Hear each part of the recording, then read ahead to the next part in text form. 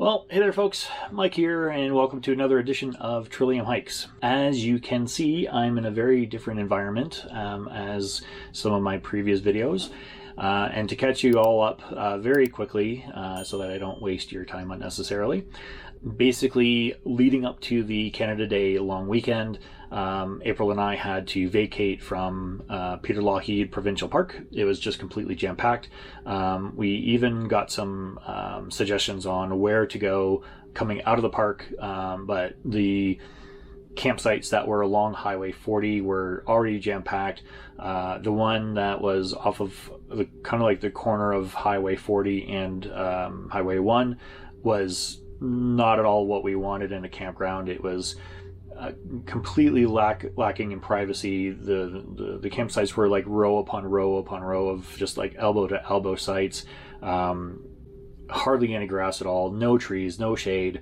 It was just like maybe for like a desperate time you needed somewhere to crash, maybe, but not for the entirety of the long weekend. Like it was just wrong. So we gave up on that one, which was actually part of the either Alberta Parks or Kananaskis County Management. So we gave up on that one, kept on going, found one called Stony Park Campground, and it was a lot better, but had other issues. The campsites were overgrown with grass and weeds. You could barely see the fire rings. Still no privacy. There was a lot more tree cover, a lot more shade, but still nowhere near what it was in the provincial park. No bathrooms. We found one porta potty, one coin operated shower. And of course, like even trying to get through the campground itself with April's car was super sketchy. At one point, like, and no signage at all, almost. Like there was some signage in terms of like A loop, B loop, or what have you, but there was no indication as to how to get out of those loops, like where the exits were. So here we're looking for the couple of sites that I had unfortunately, booked on the fly as we're coming out of this previous park. And all of a sudden we're in these huge tire ruts. And if it wasn't for the fact that April's car was four-wheel drive, despite the car's age, I don't think we would have been able to get out of there. So all things considered, we were just spent. Peter Lougheed itself was beautiful, but it wasn't relaxing because we didn't really have a plan after our stay there. We knew that we had to get out of there and find other accommodations for the long weekend. So all in all, I reached out to my friend who's in Calgary, who kind of picked me up at the airport and kind of let April and I come together. So I reached out to him, give us the green light to retreat to Calgary again, and we stayed at his place for the duration of the long weekend. Also, over the course of the long weekend, April and I kind of discussed where we were at and what we wanted to do, what was going on. And needless to say, it was kind of stressful up until that point. We had a lot of unknowns in terms of, where we were going to go, whether or not we were going to get reservations and that kind of thing. I felt really bad with the idea of leaving April behind. Like here we are, we're supposed to do this together.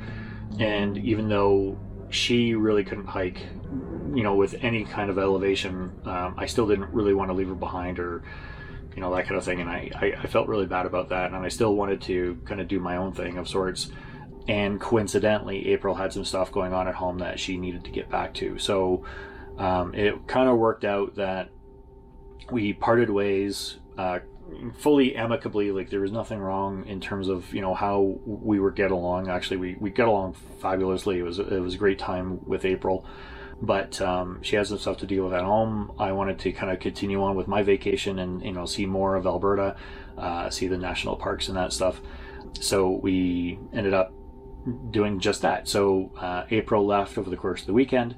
I started to research camper vans and costs and some things to do because I was not and am not really comfortable with doing backcountry solo hiking on my own, especially in a place that's so foreign to me.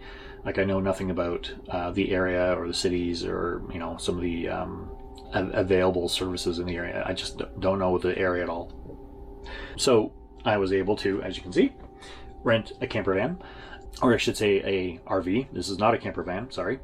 I initially tried to get a conversion van, kind of like similar to like a Mercedes Sprinter or something to that effect. But the deal that they had at the time when I booked, I got essentially a free upgrade to the next size up, which is this little camper here. So I will do a full walkthrough and description of what I was able to acquire for 2 weeks. So I have a 2-week rental with this mighty little beast, and have a number of stops planned.